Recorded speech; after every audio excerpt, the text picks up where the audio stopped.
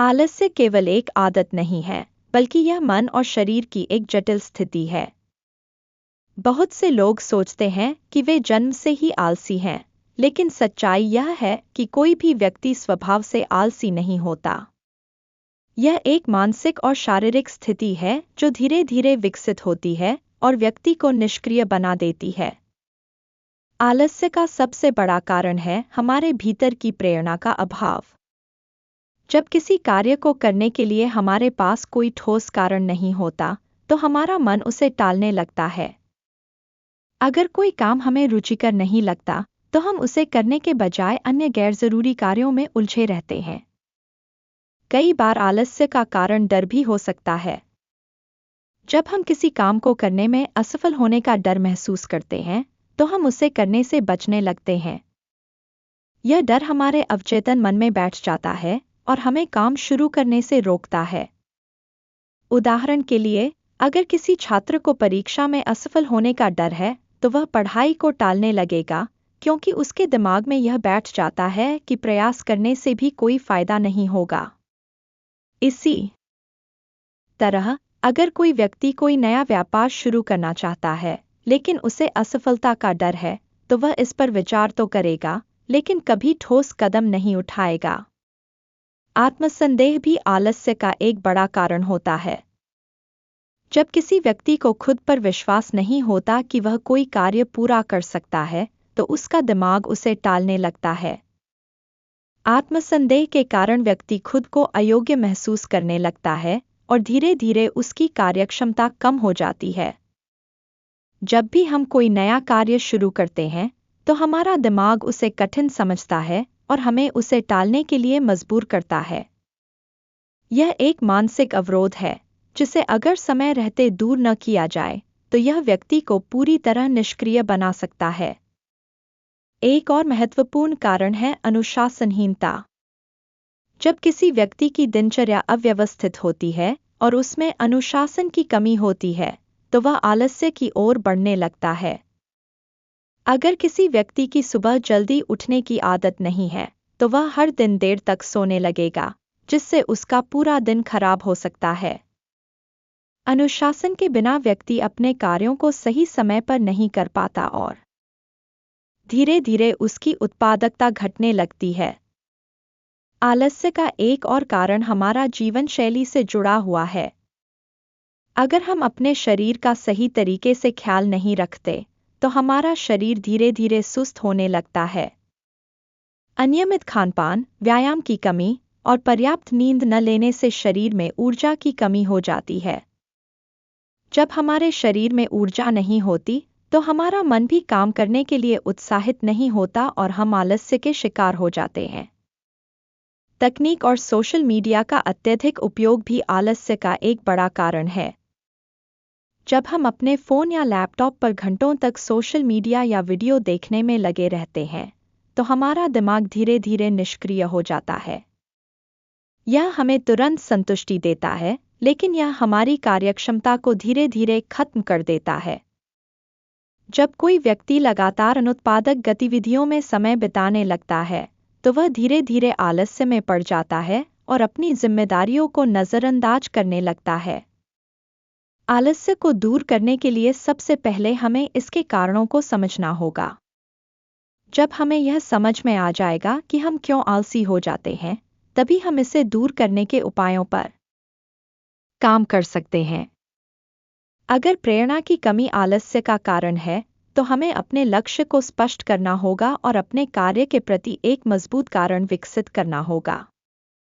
अगर डर के कारण हम आलसी हो रहे हैं, तो हमें अपने डर का सामना करना होगा और यह समझना होगा कि असफलता एक सीखने की प्रक्रिया है, न कि कोई अंतिम हार। अगर आत्मसंदेह के कारण आलस्य बढ़ रहा है, तो हमें छोटे छोटे कार्यों को पूरा करके आत्मविश्वास बढ़ाना होगा। आत्मानुशासन विकसित करने के लिए हमें एक सख्त दिनचर्या बनानी होगी और अपने समय का सही उपयोग करना होगा। अगर शरीर में ऊर्जा की कमी के कारण आलस्य हो रहा है, तो हमें अपने खानपान और व्यायाम पर ध्यान देना होगा, ताकि हमारा शरीर और दिमाग दोनों ऊर्जावान बने रहें। आलस्य का सबसे बड़ा इलाज है छोटे छोटे कदमों से शुरुआत करना। कई बार हम यह सोचते हैं कि हमें किसी कार्य को पूरी तरह खत्म करना है, लेकिन यह सोच हमें उस कार्य को शुरू करने से ही रोक देती है। अगर हम किसी कार्य को छोटे हिस्सों में बांट दें और सिर्फ शुरुआत करें, तो हमारा दिमाग धीरे धीरे उस कार्य को पूरा करने के लिए प्रेरित होने लगेगा। आलस्य का एक बड़ा कारण यह है कि हम अपने कार्यों को बहुत बड़ा और कठिन मान लेते हैं। जब हमें कोई कार्य असंभव या जटिल लगता है, तो हमारा दिमाग उसे टालने लगता है। यह स्वाभाविक प्रक्रिया है। हमारा दिमाग हमेशा कम मेहनत और अधिक आराम की तलाश करता है। यही कारण है कि जब हमें कोई कार्य बहुत बड़ा लगता है, तो हम उसे शुरू करने से ही बचने लगते हैं। लेकिन अगर हम अपने लक्ष्यों को छोटे छोटे हिस्सों में बांट दें, तो वे आसान लगने लगते हैं और हमारा आलस्य धीरे धीरे खत्म होने लगता है। जब भी हम कोई बड़ा कार्य देखते हैं, तो हमारा ध्यान उसके समग्र परिणाम पर जाता है, न कि उस प्रक्रिया पर जिससे उसे पूरा किया जा सकता है।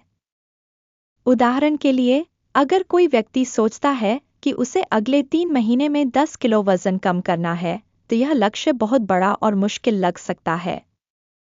लेकिन अगर वही व्यक्ति इसे छोटे हिस्सों में बांटकर सोचे कि उसे हर हफ्ते सिर्फ 1 किलो वजन कम करना है, तो यह लक्ष्य अधिक व्यावहारिक लगेगा।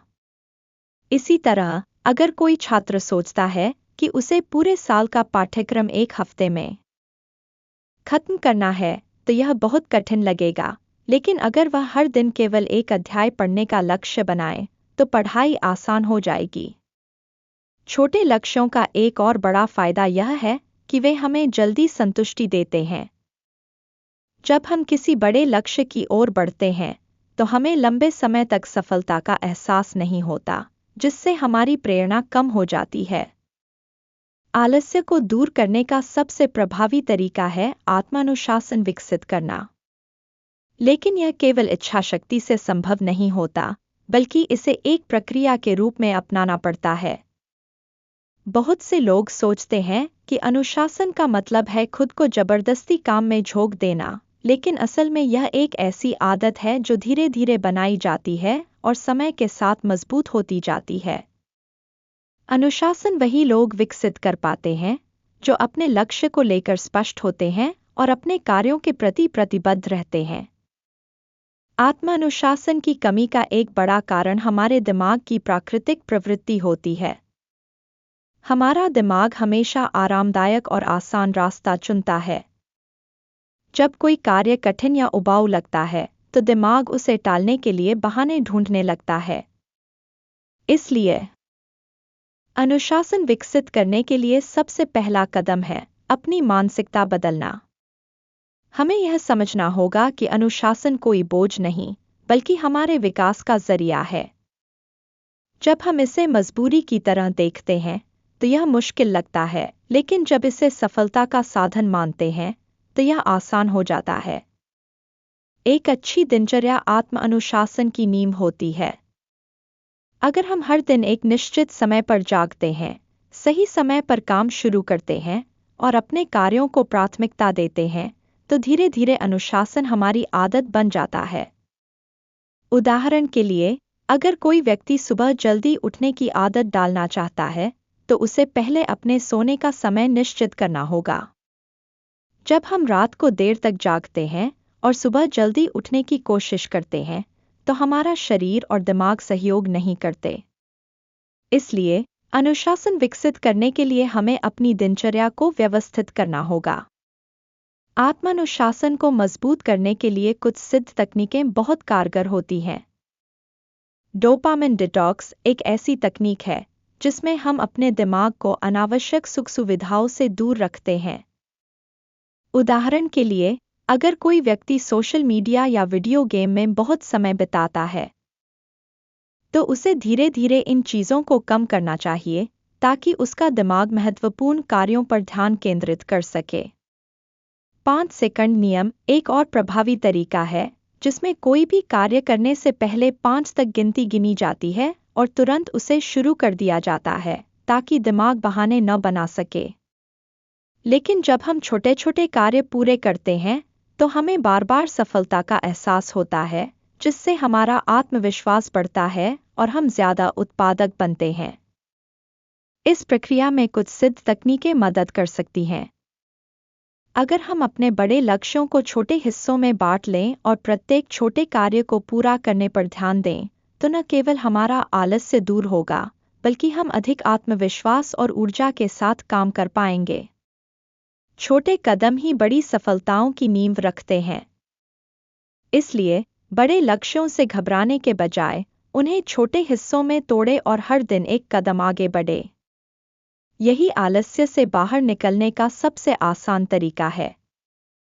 अगर हम आत्म अनुशासन को अपनी जीवन शैली का हिस्सा बना लें, तो आलस्य स्वतः ही दूर हो जाएगा। अनुशासन का मतलब खुद को सख्ती से नियंत्रित करना नहीं, बल्कि अपने कार्यों को प्राथमिकता देना और सही समय पर सही निर्णय लेना है। जब अनुशासन आदत बन जाता है, तो जीवन में न केवल सफलता मिलती है, बल्कि संतुष्टि और आत्मविश्वास भी बढ़ता है। बहुत से लोग सोचते हैं कि उन्हें हमेशा प्रेरित महसूस करना चाहिए ताकि वे काम कर सकें।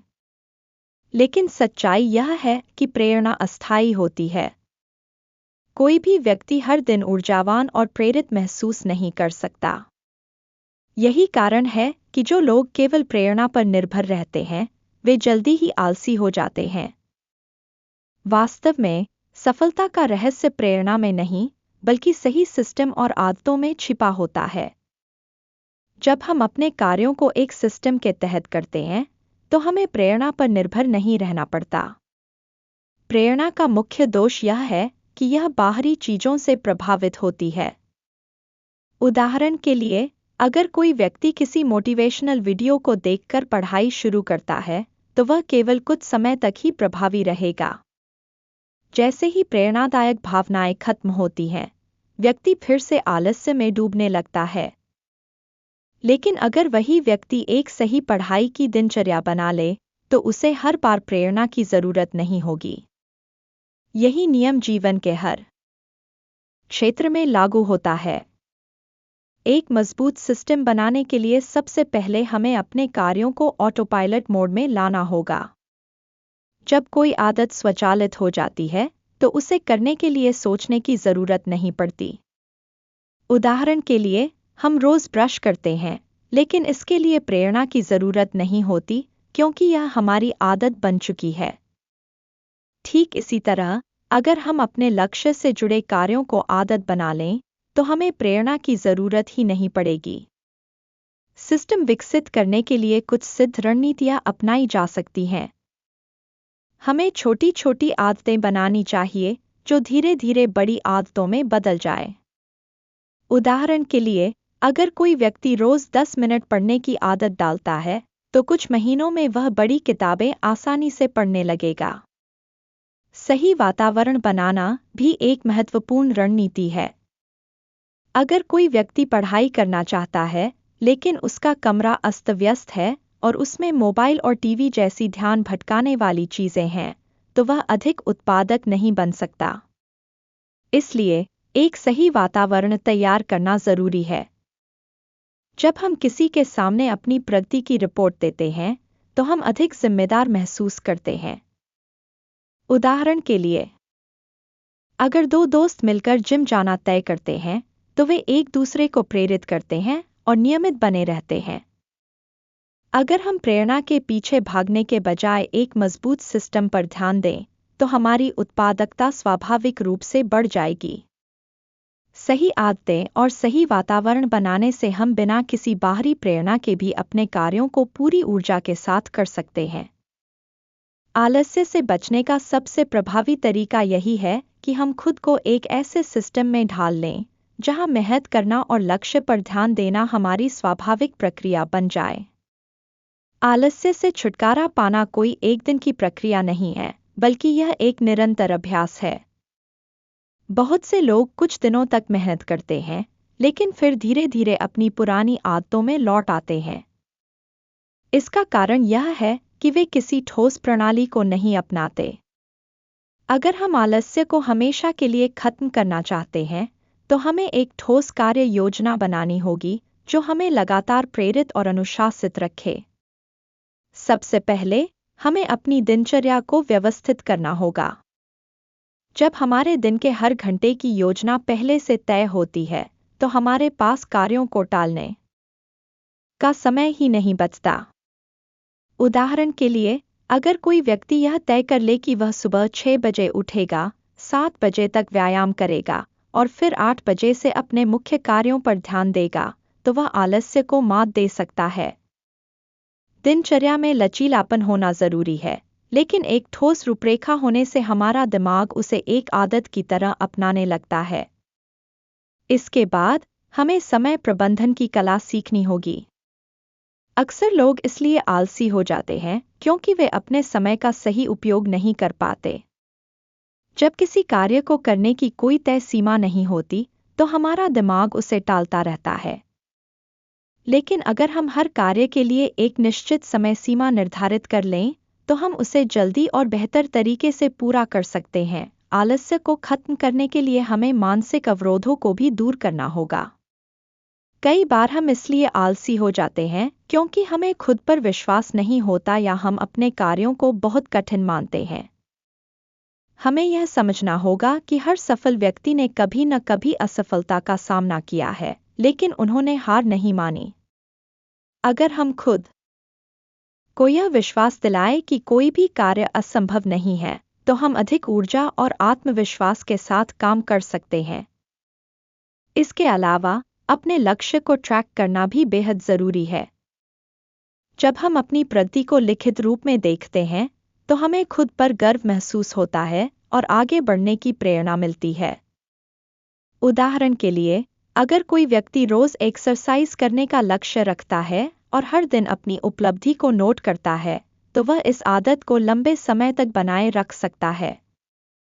अंत में, हमें यह समझना होगा कि आलस्य को पूरी तरह खत्म करने के लिए एक नई पहचान अपनानी होगी। हमें खुद को उस व्यक्ति के रूप में देखना होगा जो मेहनती और अनुशासित है। जब हम अपने बारे में सोचने के तरीके को बदलते हैं, तो हमारा व्यवहार भी अपने आप बदलने लगता है। जो लोग खुद को आलसी मानते हैं, वे सच में आलसी बन जाते हैं।